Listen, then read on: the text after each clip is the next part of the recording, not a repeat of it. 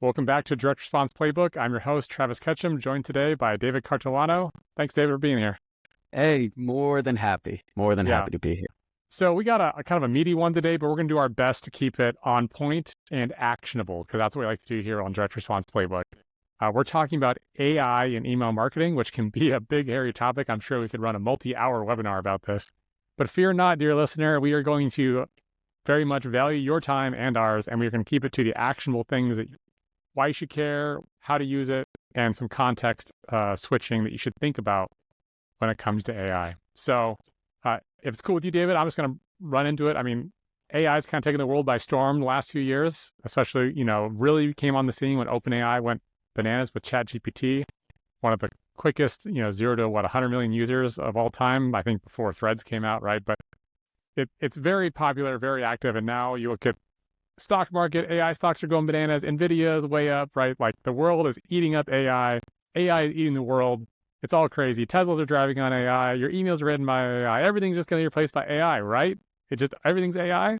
Well, maybe not so much. So AI, as we know it, is really, most people refer to large language models.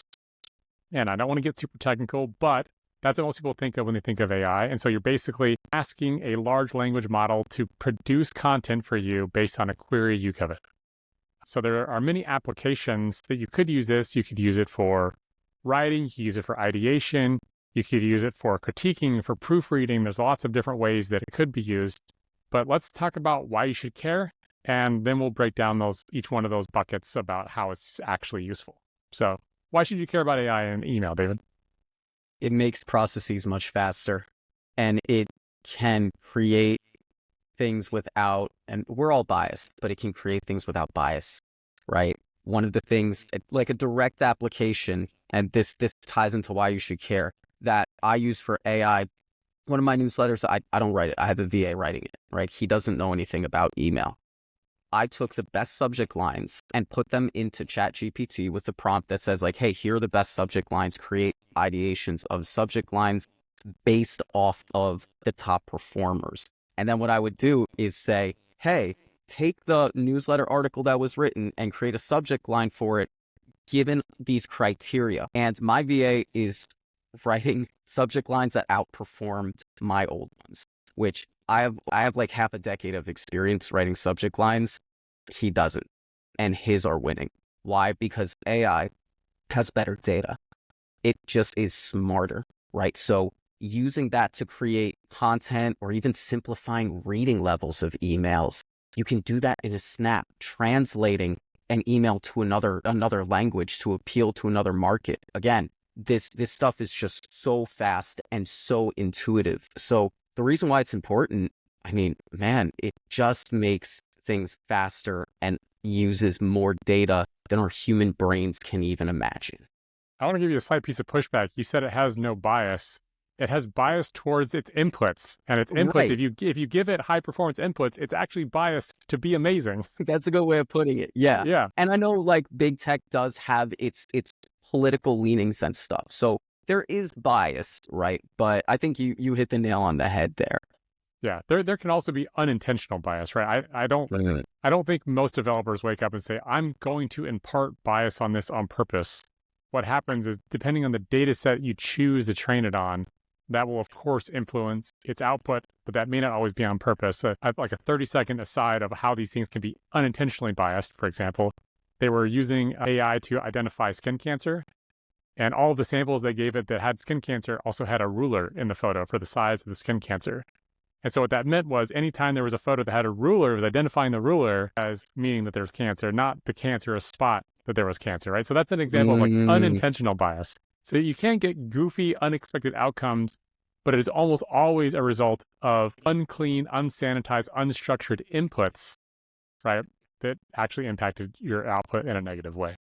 Absolutely. Absolutely. So if you're using AI and you're caring about AI and you're like, yeah, I want to save time. Yeah, I want to be a world-leading copywriter by default. What's the best application? Because like I know when I use AI, I'm usually looking at it from a ideation standpoint. That's where it has helped me the most of, hey, I'm having a writer's block. I'm staring at a blank screen. I need some ideas about a topic. I need some variations about a thing. to get me started, but not necessarily to bring me all the way to the finish line. Are you finding it to be different than that? Yeah, so it depends on what type of, if we're talking generative AI and content creation and just writing the damn email with AI. I find AI, depending on the industry and how, is it a more personal tone or is it just a straight faceless newsletter, right? The AI can get you anywhere between 75 to 90% of the way there. And that's why I really don't like the whole, oh, well, AI, we're using the human touch. I'm like, you use spell check, all right? That is AI, right? We're humans using AI. So the only way it uses the human touch is if humans aren't using it right. So for me, it's about getting the email 90% of the way there, if possible, then adding that 10% and taking a human eye and going over it. Right. That's the way that I personally use it. Yes, it's great for idea generation. I like to take it to another level and say, let's make an email generation and then have, again, like the VA creates better subject lines than I do. And that's been engineered, right? So whatever email content that you might be making, it can probably be improved in a very short amount of time. And I know that's going to piss off a lot of copywriters. Sorry. The world moves fast. Yeah. Well, sometimes just being better than average is better than what most people are doing, right? Because by definition, better than average puts you above bell curve. It's kind of like this AI voice stuff, which is a whole different topic. It's better than your most average, boring podcaster, right? So that is a step up from mediocrity, but it is not elite. So you use the human touch to go from pretty decent to elite. Okay. Yep. 100%. Cool. I want to talk about one more little piece about this before we wrap up, though. When we talk about user experience, right? Because I know if I see something that's straight out of, copy paste out of ChatGPT, I can tell. And so that's a piece of it, probably the human element you're talking about. But as email marketers specifically thinking about the structure and the formatting and what does AI mean for me, even if you are writing it all by hand, it's important to know that sometimes the AI is going to take the wheel whether you like it or not. We've got things like Apple Intelligence rolling out with their new mail previews. So instead of the preview text that you've perfectly thought about and curated and sweated over about how it's going to sell the open for them to read your beautiful body copy that you spent so much time creating, Apple may go, I know you sent that, but that's more of a suggestion than a rule. I'm actually going to read your email and I'm going to tell them what I think it is, right? So there's a big user experience component that uses AI, whether you're using AI in your business or not. Mm-hmm. Mm-hmm. And yeah, and I think my response to that, because it's coming if it's not already here.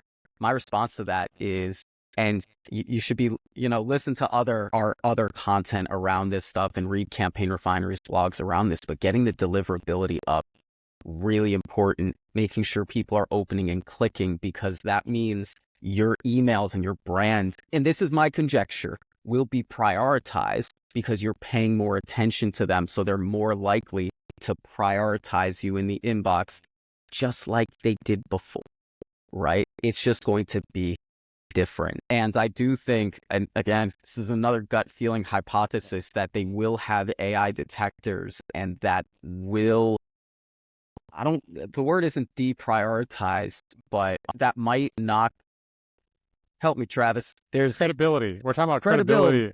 Yeah. There it is. Because if you're a big brand and you got a big budget, right, you should be doing the last mile in a way that is distinct, right? Because you look at, sometimes a big brand can abuse AI, like look at what happened with Forbes.com, for example, with the SEO game.